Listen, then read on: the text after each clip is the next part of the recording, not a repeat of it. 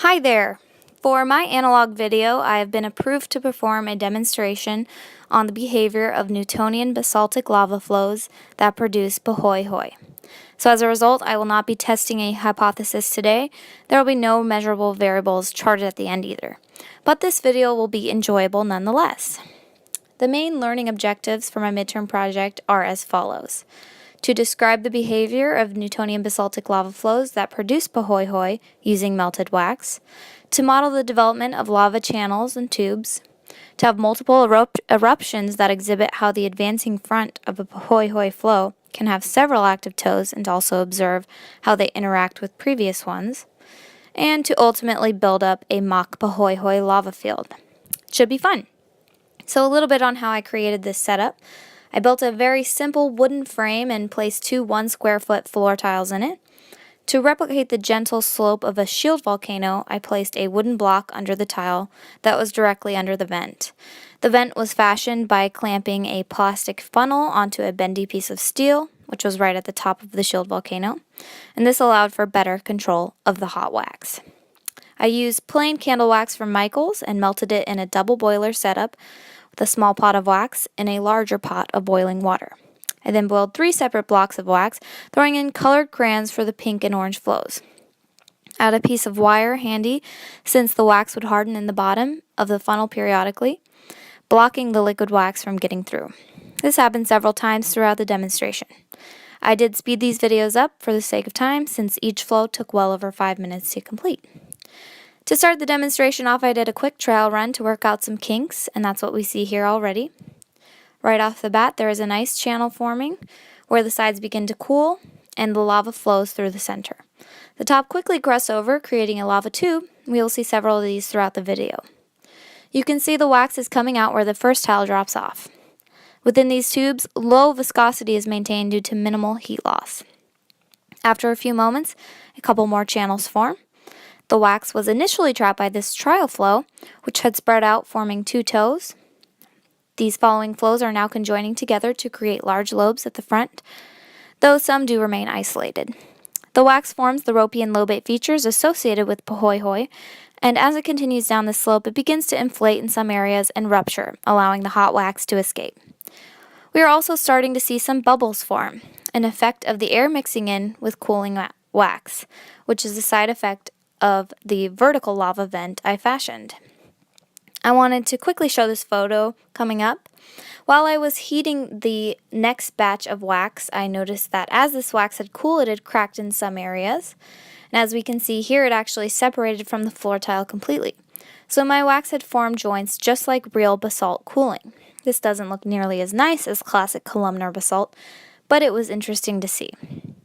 I went ahead and added additional flows with the white wax and cut it from the footage. I'm now adding the pink wax flow.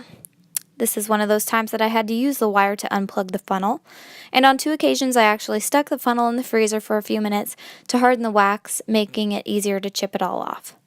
This act, of course, alters the amount of wax that flows out, and it also changes the velocity of the flow.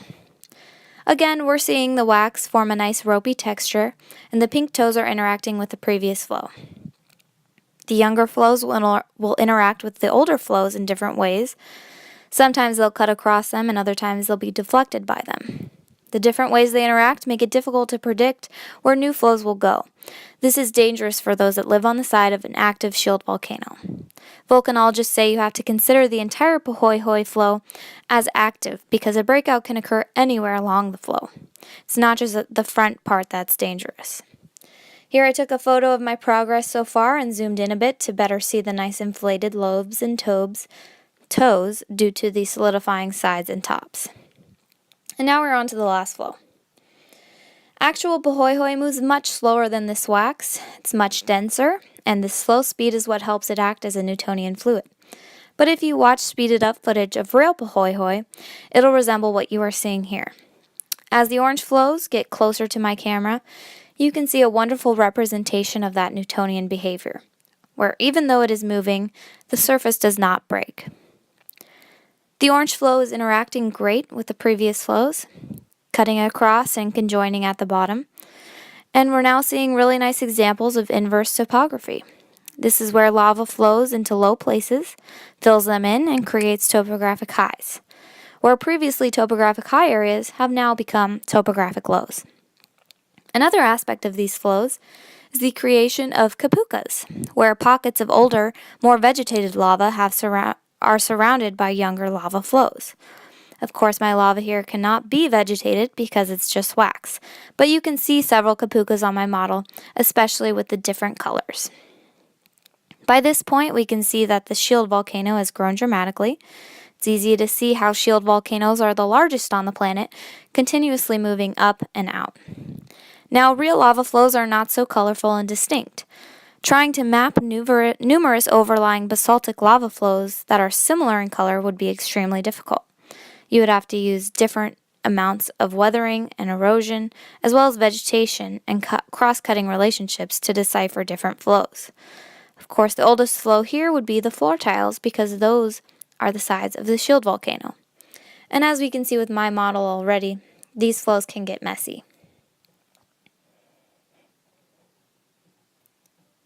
I wanted to show another picture of some bubbles that are again caused by the vertical vent I made. Had the vent been horizontal, it's likely there would be few to no bubbles. Here's the final side shot of my lava field. You can see the dramatic buildup on the slope going down with the beautiful ropey and lobate features. And thanks for watching.